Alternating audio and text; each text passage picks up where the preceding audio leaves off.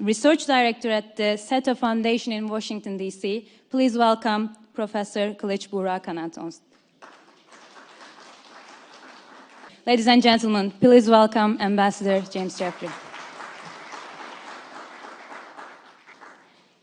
And finally, we are joined by Professor Gülnur Aybet, who is Chief Advisor to the Presidency of the Republic of Turkey.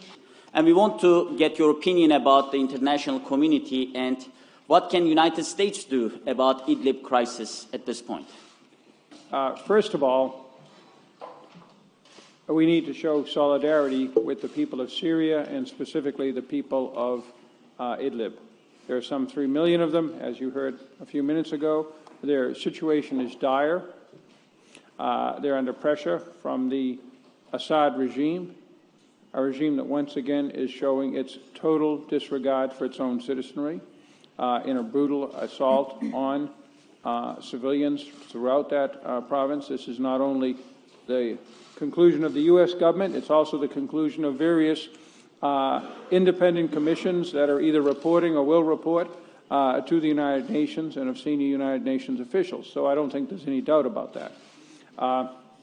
Solidarity means, first of all, humanitarian assistance, because this is a humanitarian crisis of almost unparalleled dimensions, certainly in the 21st century.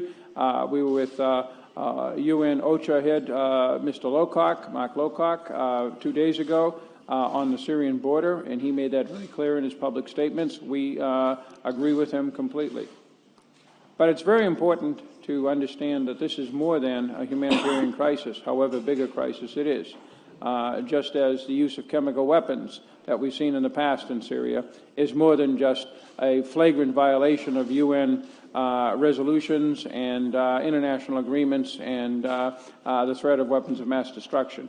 It's part of a larger complex of actions undertaken by the Assad regime and its major international supporters, Russia and Iran, that has reached a critical point in Idlib.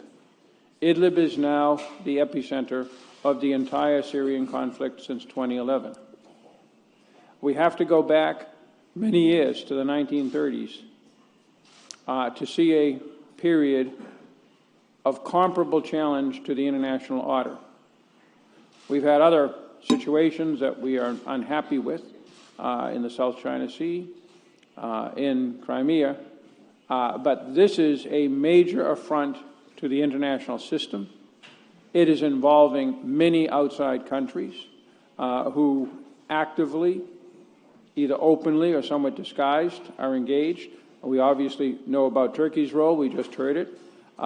We have Russia, we have Iran, we have Lebanese Hezbollah. We have the coalition forces led by the United States in the northeast and in the south, carrying out Daesh operations. We have the Israeli Air Force operating largely against Iran. And the chances of a clash between these forces, most obviously between Turkey and Russia in Idlib, is very high. So the risks to international order, be it from the challenge to collective security and the principles of the UN Charter, be it a direct military conflict, are very, very high.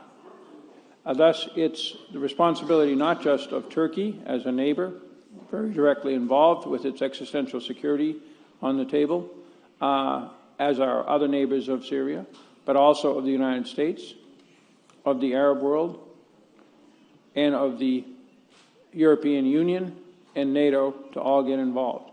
We support the involvement of all of these countries, led by the United Nations, in a political solution. We reject the military solution that is manifest in the actions of the Syrian government, again supported by Russia and Iran.